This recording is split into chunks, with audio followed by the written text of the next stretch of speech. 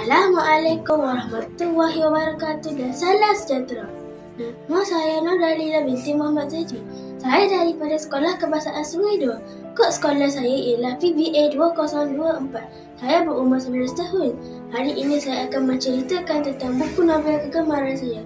Tajuk buku ini ialah Selfie Star. Pengarah kepada buku ini juga ialah Aiman Syarah dan juga Syasha Ali. Penerbit daripada buku ini ialah Blink. Tahun terbitan daripada buku ini ialah 2024. Sinopsis daripada buku ini, selfie ialah budaya trend terkini. Bukan kamera, ambil gambar sendiri pada jarak dekat, cium-cium bibir biar nampak comel sangat. Itulah makna selfie, gaya yang melanda dunia bagi tsunami. Ada juga terkena penyakit selfie.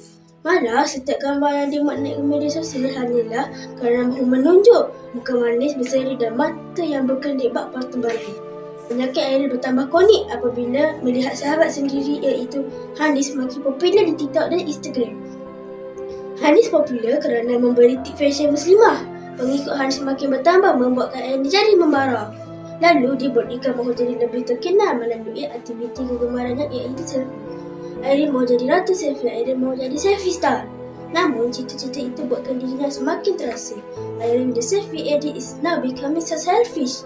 Adakah sanggup punya peminat yang ramai di alam maya tetapi tiada teman langsung di alam realiti yang nyata? Adakah itu harga yang perlu dibayar olehnya? Ikuti kisah ini dan jangan lupa bergambar selfie dengan novel ini ya. Pengajaran daripada buku ini juga ialah jika kita hendak selfie kita menarik, kita mestilah menggunakan latar belakang yang menarik, pakai pakaian yang kemas, kuasai teknik cahaya, ciptakan posting sendiri dan juga gunakan aplikasi penting foto supaya selfie kita lagi menarik daripada biasa. Sekian daripada saya, terima kasih.